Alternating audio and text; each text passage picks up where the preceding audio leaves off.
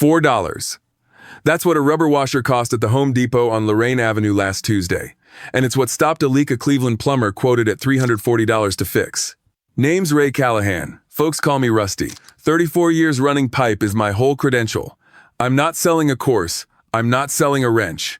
Nothing to buy at the end of this. I spent my career on the other side of that invoice. I know how the number gets built before the truck even leaves the lot. Here is my claim, and I want you to hold me to it. Most of what you're calling a plumbing emergency is a $5 part and 11 minutes of your Saturday. Walt showed me this in 1994, and I never paid for it again. He came home from Korea, went into the trade, and spent 30 years watching guys like me pad a bill. Now he testifies against it. That's a strange kind of penance for an old man, but he's not wrong. I'm going to walk you through the fixes, real numbers, real parts, real limits. Because I'm not going to tell you tape fixes a burst main. You are not paying for parts. You are paying for the truck in your driveway. They're going to hate me for about 6 of these. Good. Here's where we start. Number 14. Sewer smell in the guest bathroom. The quart of water nobody pours. A widow in Garfield Heights called me last March about a rotten egg smell in a bathroom nobody had used since Christmas. She'd been quoted $220 for a camera inspection of her vent stack. I asked her one question. When did somebody last run that sink? The mechanism is simple. Every drain in your house has a P-trap, and the water sitting in that curve is the only thing standing between your bathroom and the sewer line. In a room that gets no use, that water evaporates in 3 to 6 weeks, faster in winter when the furnace dries the air. Once the trap sits empty, sewer gas walks straight up the pipe and into the house. The fix costs nothing. Pour a quart of water down every unused drain, sink, shower, and floor drain, then follow it with 2 tablespoons of cooking oil. The oil floats, seals the surface, and slows the next evaporation to a crawl. 90 seconds per drain. Do it the first of every month, same day you pay the water bill. The contractor can't afford to do it this way, because there is no invoice line for a quart of tap water.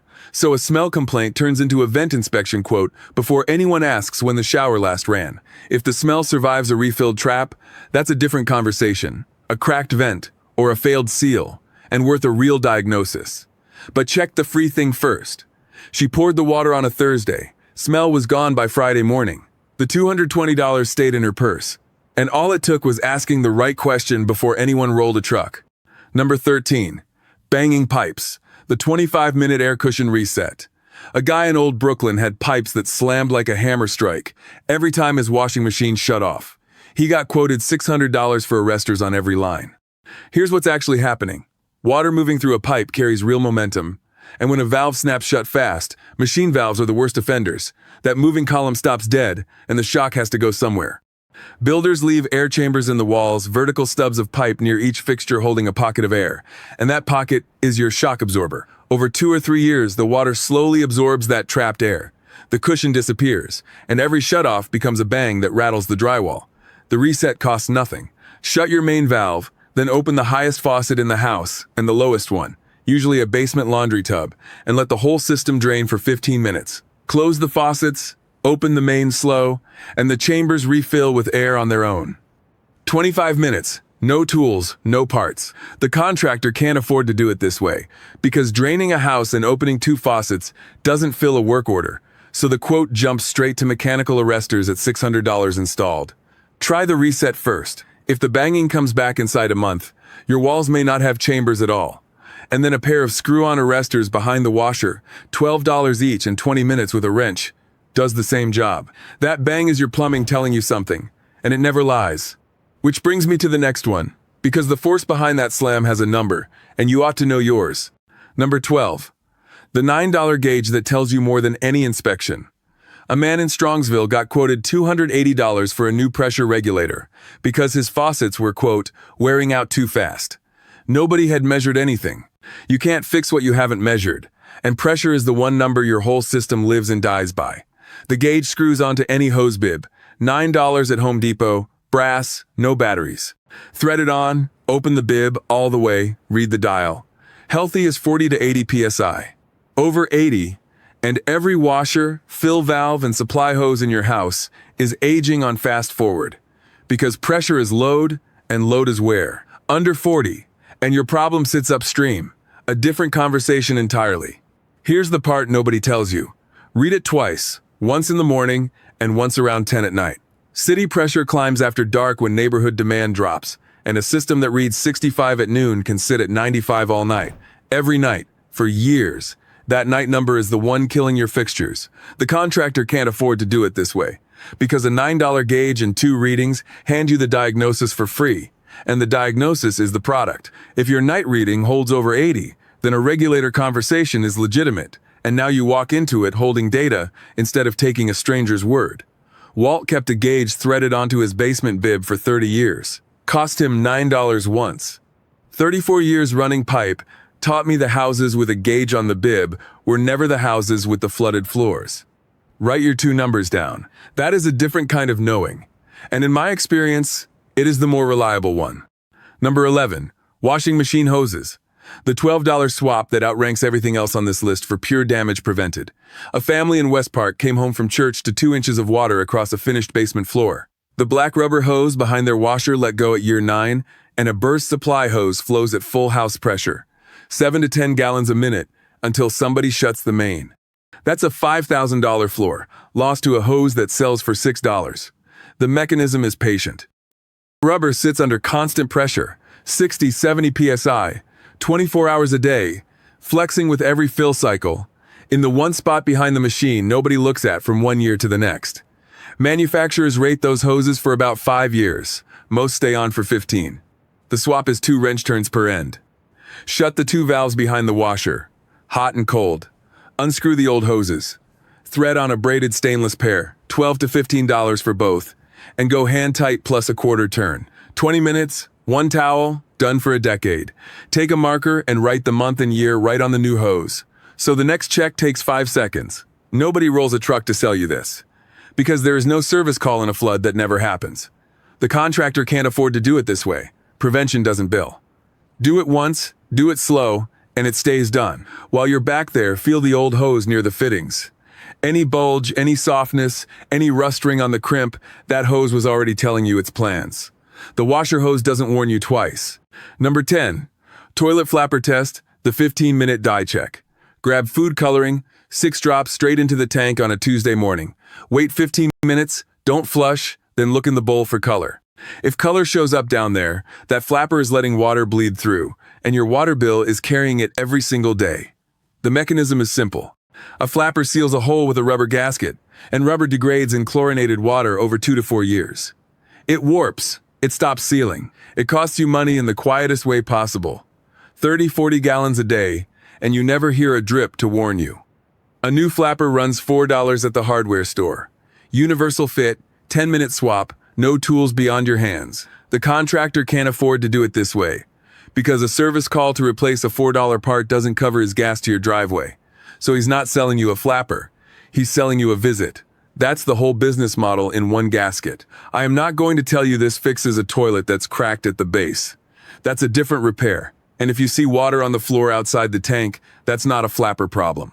But 9 times out of 10, when a toilet runs and runs at 2 a.m. and wakes up the whole house, it's this $4 piece of rubber, not a full unit. Walt showed me this test in 1994, standing in his own bathroom in Parma, and I never paid a plumber for a running toilet again after that. Do the dye test this week. Write down what color shows in the bowl and when. That is a different kind of knowing than a stranger telling you what's wrong, and in my experience, it is the more reliable one. Which brings me to the next one. Because faucets waste water the same quiet way, just with less warning and worse buildup. Number 9. Faucet aerator soak, 20 minutes, not a new fixture. Unscrew the aerator off the tip of your faucet. It's the little mesh screen. Takes maybe 60 seconds by hand. Drop it in a cup with white vinegar. Cover it. Let it sit 20 minutes on your kitchen counter. That's it. Screw it back in. The mechanism here is mineral scale, calcium, and magnesium building up inside those tiny mesh holes. Over 18 months to 3 years depending on your water hardness. Cleveland water isn't the hardest in the country, but it's not soft either, and scale builds regardless. When those holes clog, water pressure at the tap drops, and most homeowners think that means the whole faucet's dying. The faucet is fine. The screen is clogged. A new faucet runs $60 to $200 installed. The vinegar soak costs whatever's already in your pantry. The contractor can't afford to do it this way, Because there's no invoice line for 20 minutes and a cup of vinegar, so a low-pressure complaint too often turns into a fixture replacement quote instead of a 5-minute diagnostic. I am not going to tell you this fixes pressure problems coming from your main line or your pressure regulator. That's a house-wide issue, different animal entirely. But if just one faucet runs weak while the rest of the house is fine, it is almost always that aerator. Not the valve, not the cartridge, not the whole unit. Test it before you buy anything. Do it once, do it slow, and it stays done for another 2 years easy. Number 8. P, trap, slow drain, the 3-turn rule. When a sink drains slow, look under the cabinet at the curved pipe. That's your P-trap, and there's a clean-out nut at the bottom of the curve. Turn it counterclockwise, exactly 3 turns by hand, no wrench yet, and see if it's already loose enough to drop. Underneath that trap is where hair, grease, and soap scum settle, because the curve exists specifically to trap debris and sewer gas. That's its whole job by design, over 8 to 14 months. That trapped debris narrows the pipe until water backs up slow instead of draining fast. Put a bucket underneath first, always, then finish unscrewing it, dump the trap into the bucket, and you'll see the clog sitting right there in your hand. Clean it, hand tighten it back on, run water for 2 minutes to check the seal. Total cost is $0 if you own a bucket. The contractor can't afford to do it this way because a 15-minute trap cleaning doesn't justify a service call minimum, which usually starts around $90. So drain problems get pitched as snaking jobs or full pipe replacement instead. I am not going to tell you this fixes a clog that's past the trap, further down the line. If cleaning the trap doesn't fix it, the blockage is deeper, and that's a different job with different tools. But most kitchen and bathroom slow drains are sitting right there in that curve, not 15 feet downstream. Walt showed me this in 1994, and I never paid for a drain cleaning again after that, not once in 30 years. Which brings me to the next one, because heaters hide their buildup somewhere you can't see it all. Number 7. Water heater sediment, the 90-second drain habit.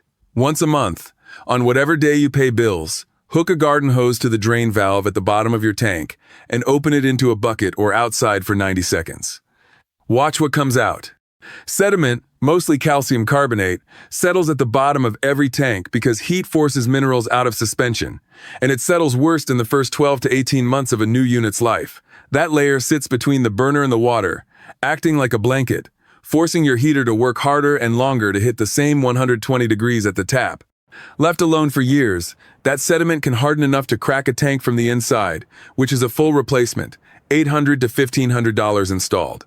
90 seconds a month costs you a garden hose you already own. The contractor can't afford to do it this way, because a tank that fails on schedule at year 9 or 10 is a straightforward, profitable replacement call, and a homeowner doing 90-second flushes is stretching that tank toward year 15 or beyond. I am not going to tell you this fixes a heater that's already leaking from the tank seam. Once it's leaking, that's steel failure, not sediment, and no flush reverses that. But regular flushing is the single biggest thing standing between you and an early replacement, more than the anode rod, more than the thermostat setting. Here is my claim, and I want you to hold me to it. 34 years running pipe taught me that heaters die of neglect more than age. Number 6 on the list, running toilet fill valve, the $4 part they mark up to $40. Tuesday afternoon, a woman in Parma called me about a water bill that jumped $60 in one cycle. Her toilet ran for 11 seconds every 4 minutes, all night, every night. That is not a leak you see, that's a leak you hear, if you stop and listen. The fill valve inside your tank is a float and seal setup, nothing more, built to shut off at a set water line. When the seal wears down, water trickles past it into the overflow tube constantly. Contractors will quote you a service call, 45 minutes, and hand you a bill near $200. The part itself sits on a shelf at Home Depot for around $4, sometimes $6. Installation takes 11 minutes if you go slow, and don't force the coupling nut. Shut the valve behind the toilet, flush to empty the tank, unscrew the old valve, drop in the new one, hand tighten only. That's the whole job. The contractor can't afford to do it this way because a $4 part with an 11-minute install doesn't cover his gas to your house. You are not paying for parts. You are paying for the truck in your driveway. Walt showed me this in 1994, and I never paid for it again, not once in 30 years. I am not going to tell you this fixes a toilet that's cracked at the base that's a different repair, a bigger one. But 9 times out of 10, running toilets are this same $4 float assembly, failing the same way, in the same spot, on the same schedule. Test it yourself right now. Drop a few drops of food coloring in the tank. Wait 10 minutes, check the bowl. Color in the bowl means you've got your answer and your fix before you even get off the couch. Which brings me to the next one. Number 5. Hose Bib Drip, the half-turn fix before winter. I had a call from a guy in Lakewood. First cold week of November, water dripping steady from his outside spigot even with the handle shut tight. Most people crank the handle harder, and that's the half-turn most homeowners get wrong every single year. Inside that bib is a rubber washer seated against a brass ring, and over-tightening wears the washer's edge into a shape that won't seal anymore. The fix isn't force, it's a quarter turn back and a fresh washer, maybe 75 cents. Shut off the interior valve if you've got one, unscrew the packing nut with a wrench, pull the stem, and there's your worn washer staring back at you. Swap it, reassemble, and turn the handle just until it stops, not past it. That's 4 minutes of work for most people. 5 if the packing nut's been painted over. A plumber running an after-hours call in November will bill you emergency rates, sometimes $180 for a job that costs him a washer and a wrench turn. The contractor can't afford to do it this way, not when a truck roll pays his overhead.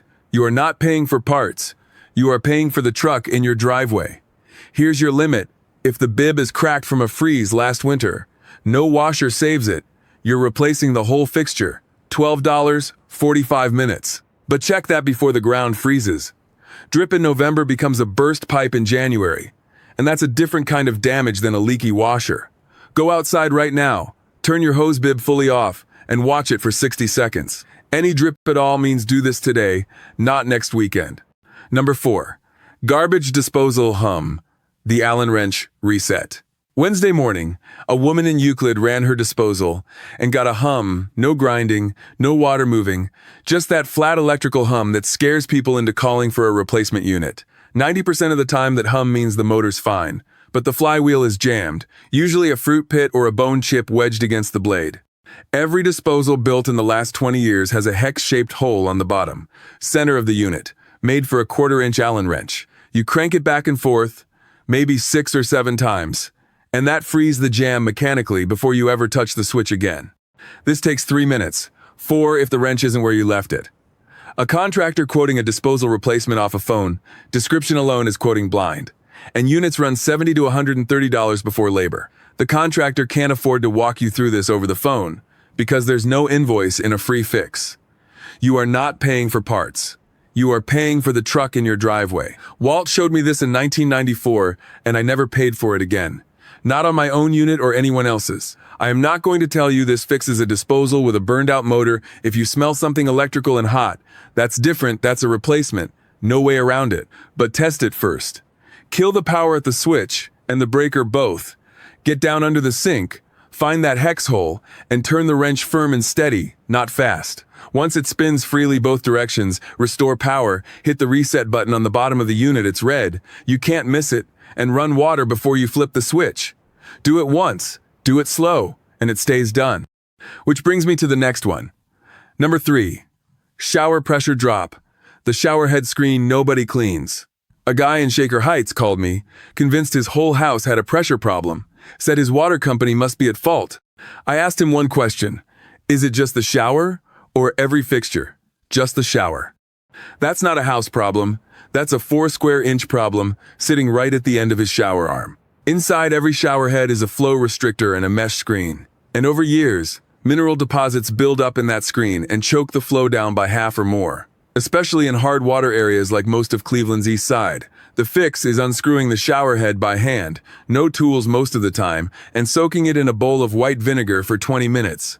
Scrub the screen gently with an old toothbrush, rinse it under the tap, screw it back on. $15 for a replacement head if yours is too far gone. But the soak fixes it for free most of the time. A plumber called out for low water pressure will sometimes quote you a pressure regulator replacement, $200 or more, before ever checking the shower head. The contractor can't afford to do it this way, because a 20-minute vinegar soak doesn't justify a service call. You are not paying for parts. You are paying for the truck in your driveway. I am not going to tell you this fixes pressure loss across your whole house. That's your main line or your regulator. A different animal entirely. But isolated to one fixture, this is the answer close to every time. Unscrew it tonight. Drop it in vinegar before bed, and check the difference in the morning. Number 2. Main shutoff valve. Testing it before you need it. Tuesday afternoon, a woman in Parma called me after paying $310 for an emergency shutoff during a burst supply line. That call should have cost her nothing but 10 minutes and a flashlight.